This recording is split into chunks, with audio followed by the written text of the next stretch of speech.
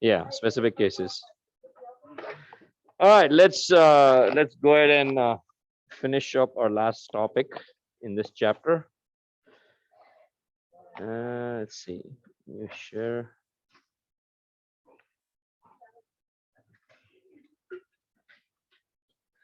Okay, so we did load line analysis. We did the example. Now, the circuit we have looked at so far is, let's see if I can find it. Right, so we had a common emitter amplifier with a transistor bias in the active region, one power supply on the collector side, the output, one power supply on the input side, respectively called VBB and VCC. There are a couple of disadvantages to the circuit. The biggest one, of course, is that you need two power supplies, right? So if you're creating a like a device or an amplifier, specifically if it's like if you want it to be like portable, perhaps, then you're constrained by using the same power supply. You only have one power supply to your disposal. So this one does not really work out, right? This circuit does not typically work out. Another disadvantage is that the circuit depends on the transistor beta a lot. So we know the relationship between the collector current and the base current is given by IC is equal to beta times IB. But the output of this amplifier depends on beta also. Basically, the base current varies with respect to the beta. And so what happens is, in the manufacturing process, even if you're building the exact same transistor, one after the other, the transistors could have beta varying from like hundreds to several hundreds. So if one transistor has a beta of like 100, the one manufactured right after that one might have a beta of like 200 or even 300. So because of variations in beta, the amplifier circuit may not function as we design it. Because once you design it, the base resistor, the collector resistor are all going to be the same. They are not going to change, right? You would simply take the new transistor, plug it into the same circuit. So if it's not going to function the same way, then we need to overcome those design drawbacks. And for that purpose, they use a different kind of biasing circuit, which is known as the 4-resistor bias. It is by far one of the most popular biasing circuits for a BJT amplifier or a BJT circuit. It is also known as the voltage divider bias circuit, and you will see why. First of all, only one power supply, right? Only one VCC. That arrow simply shows that it's being connected to a power supply in a point, and we call it VCC. That's all that arrow means, okay?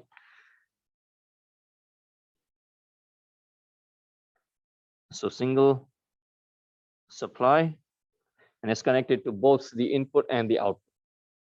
Okay, the input and the output. On the input side, it's going here. On the output side, it's going here. So one power supply supplies both the input and the output. So then, how do we analyze the circuit? Well, what we do is we split it into two. Okay, so if you think about it, we split it into two, like right here.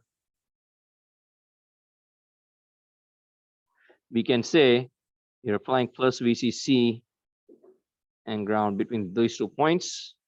And you're also doing the same on this side. So if you want, we can consider this to be as two separate power supplies, both of them supplying the same voltage, which is plus VCC. Okay, yes.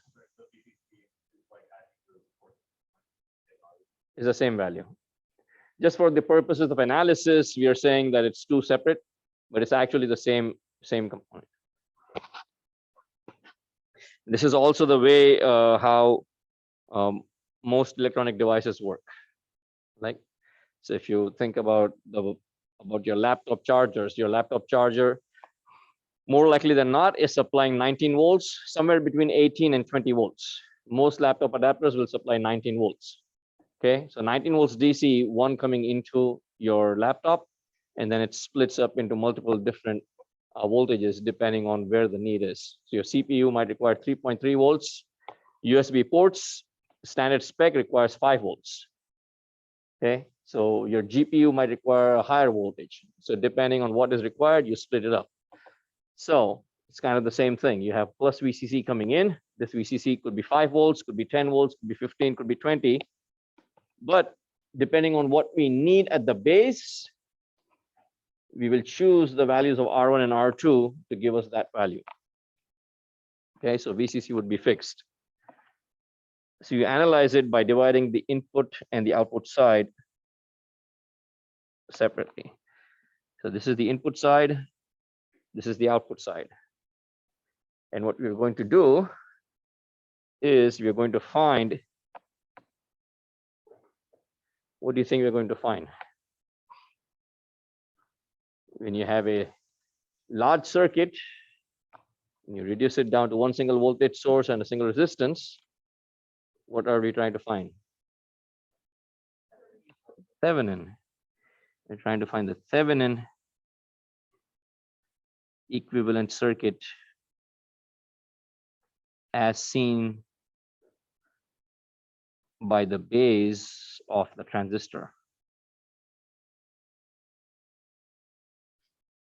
That is all that we're trying to do. Hence my emphasis in 201. Thevenin and Norton, one of the most important things in circuit analysis. It's a very useful tool. Okay, so let's just isolate the input side. So we have plus VCC. Now, the reason I'm going over this in detail is because in almost all circuits that you encounter, you would use similar analysis techniques. So it doesn't matter what kind of biasing you're using, doesn't matter what kind of device you're using, whether it's a transistor, diode, something else. This is a very common analysis technique. Okay, you would take the input side, you would convert it to one single voltage source and a resistor. Then you apply KVL or KCL around the loop to determine what the voltage and the currents are that are going into the terminals. So here we have R1, R2,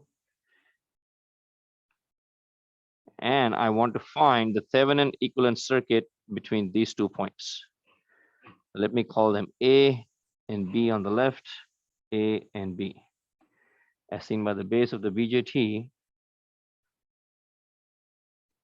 between A and B. All right, this is R1, R2. R1 and R2. If we ignore the terminals, what can we say about R1 and R2? They're in series, right? They're only connected at one node, and there's nothing else connected at that node. So we can say R1 and R2 are in series. If you have voltage being applied to a series connection of resistors, how can we find the voltage across each resistor? Voltage division. So VOC is simply given by voltage division. And VOC is the Thevenin voltage as seen by the base of the transistor. So the voltage at the base, VB, is basically the Thevenin voltage of this circuit right here, VCC, R1 and R2. Okay.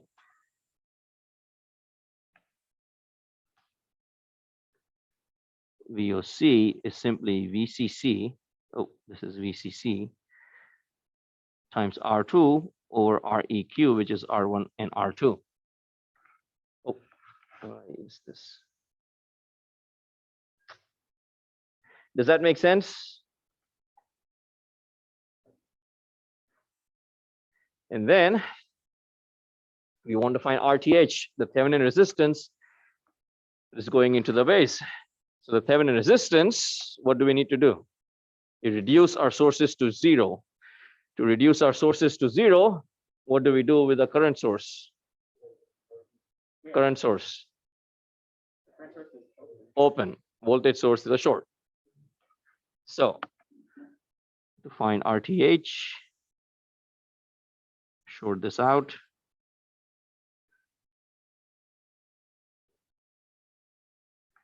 And because of the short, what happens to R1 and R2 now? They are in parallel, absolutely. So REQ is simply R1 in parallel with R2. So now we took our VCC, and depending on the values that we choose for R1 and R2, we can either do, we can get any number. If R1 and R2 are exactly the same, then VCC is half, right? If R1 and R2 are exactly the same, then VCC is half. But again, depending on the requirement or where we want to bias the transistor,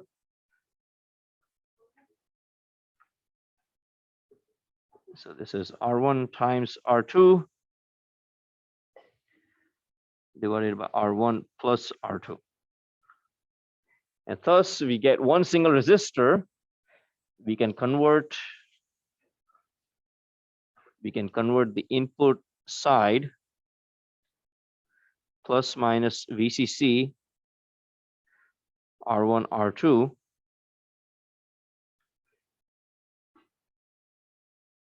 into this.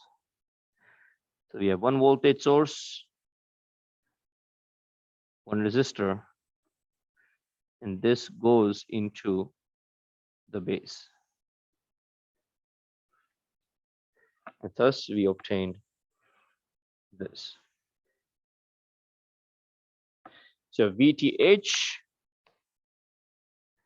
is now the base biasing voltage VB, and your RTH is equal to RB.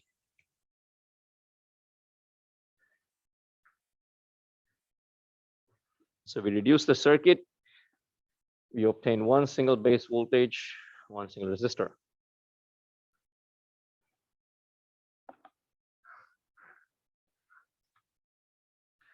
Does it make sense to everyone? Right? And now we can apply KVL in both loops, on the input side as well as the output side. So if we apply KVL, we obtain an expression for VB. So for IB, on the output side, we want to obtain an expression for VCE. So applying KVL,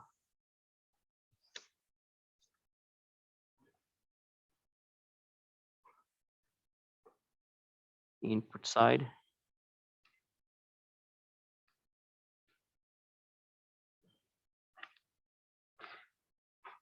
I have, oh, wait, I'm going one step ahead. One other thing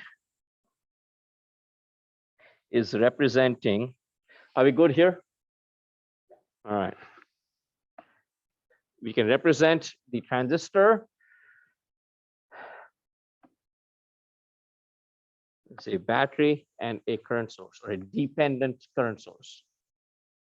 I just wanted to insert it in there. It doesn't change our analysis whatsoever, but I just wanted to show this active model. Okay, this shows the transistor in the active region. When it's in the active region, we have the collector current. The collector current is supplying a constant amount of current, so we can represent it as a dependent current source, but the dependency is on the base current IB. And so collector current IC can be represented as a dependent current source with a value of beta IB. And so that is right here.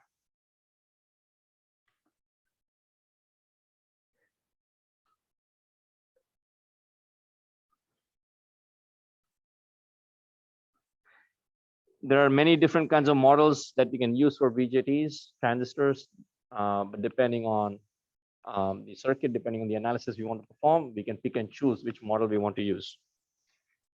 Any case, if we want to apply KVL on the input side, right here,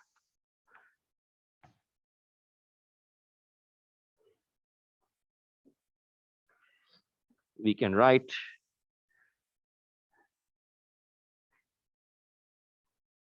minus VB plus IBRB plus VBE plus IERE is equal to 0. Okay, is equal to 0.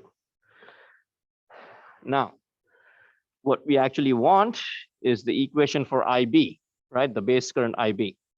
So we have to rearrange some terms and move everything to the other side. One of the things we are also going to do is we are going to substitute IE is equal to F plus 1 times IB. This comes from the relationship of alpha and beta. So alpha is IC over IE, beta is IC over IB. From those relationships, we can write an equation for IE as equal to beta plus 1 times IB. So we substitute this into the equation above. I can write, I'm going to take VB and VBE on one side. And I can write IB times RB plus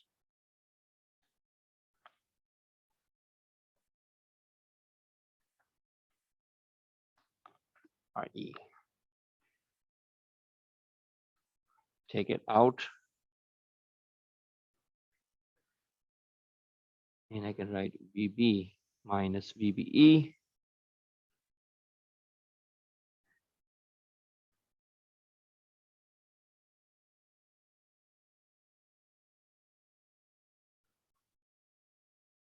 and final answer for IB would be VB minus VBE divided by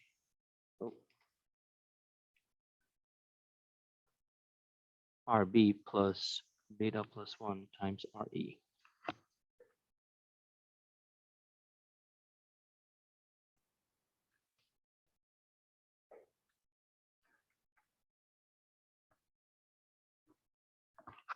Now, for the previous circuit, we had equations for IB, and it was dependent on beta. In this equation also, IB is dependent on beta. But we will see in an example where a large variation in beta does not affect the circuit operation. So we'll see it in an example where if we have a transistor with a beta of 100 and we plug in a transistor with a beta of 300, the IB value does not change much. Yes. Yes. Resistance, yes. Yep.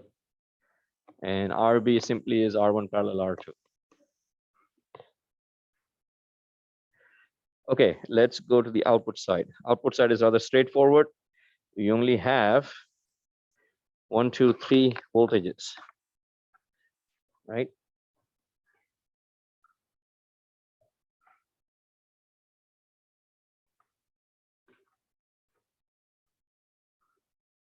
Output KVL.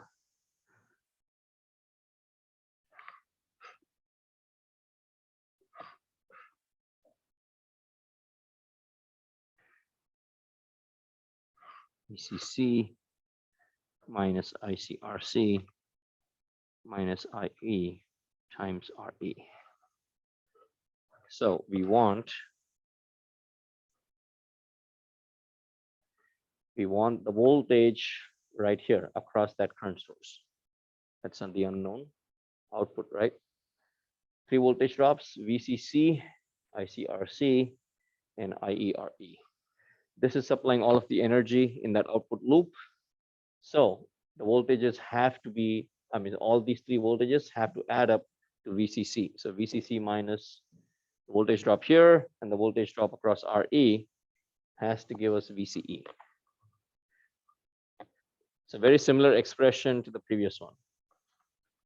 Okay, VCE, voltage across the collector and the emitter, VCC minus the two voltage drops.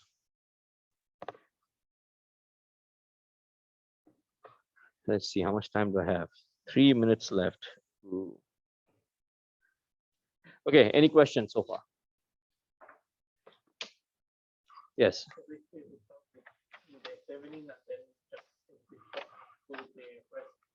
Apply KVL. So no matter what kind of biasing circuit you have, if you want to analyze it and you want to determine the load lines, all you got to do is figure out the one single voltage and one single resistance that is being applied to the input side, apply KVL, generate the load line equation, and do the same thing on the output side. So you want equations for IB, the base current, which is considered to be the input, and then you want the output, which is VCE. So find the output values for VCE. Let's see. I wanted to do the example, but there's not enough time. So if you have to, what I'm going to do is I'm going to continue on. I'll keep recording as long as I have time. If you need to leave at 2, feel free to leave at 2. All right.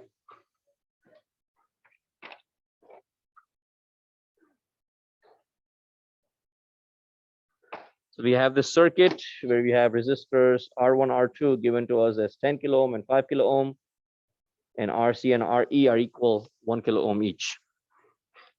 Question is, find values for IC and VCE.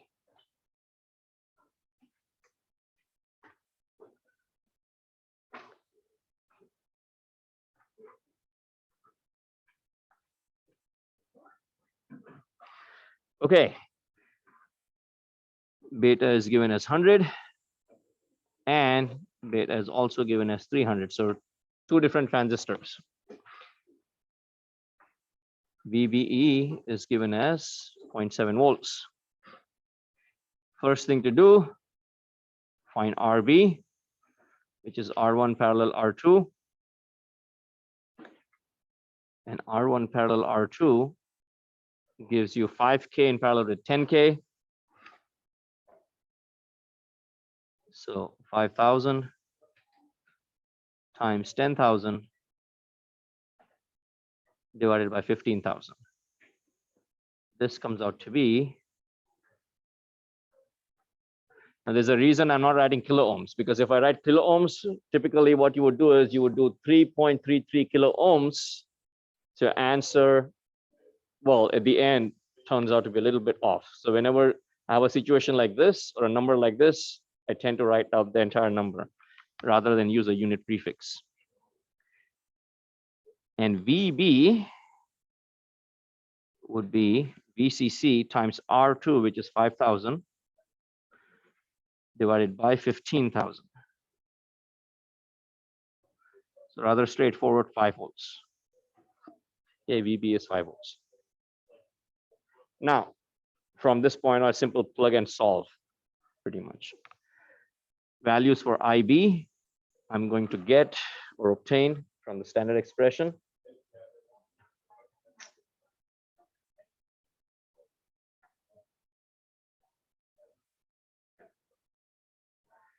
So IB is equal to 5 minus 0.7, VB minus VBE, and RB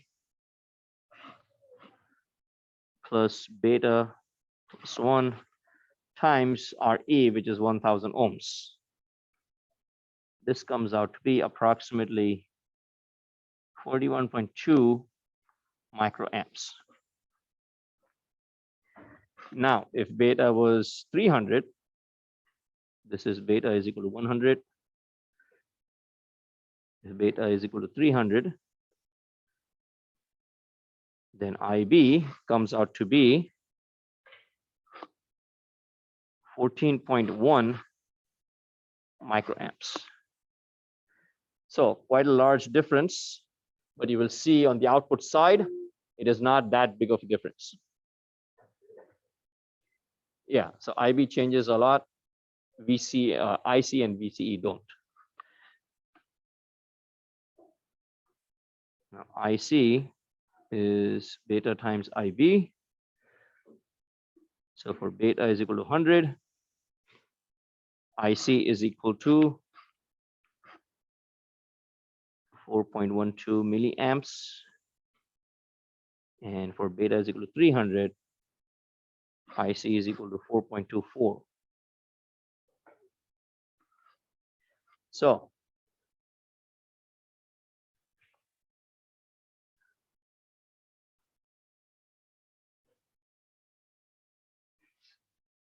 not much of a difference in the output. So the circuit biasing, the 4 resistor bias, allows us to use transistors, even if the same model, with varying betas without any issues.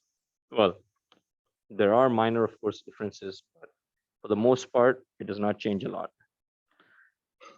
VCE, on the other hand, it's VCC minus ICRC. So 4.12 milliamps times 1000 ohms, milliamps and kilo cancel out. 4.16 times 1 gives me 6.72 volts. This is for beta is equal to 100. And beta is equal to 300. I get VCE 15 minus 4.24 times 1 minus 4.25 times 1. I get 6.51 volts. Again, not too much of a difference.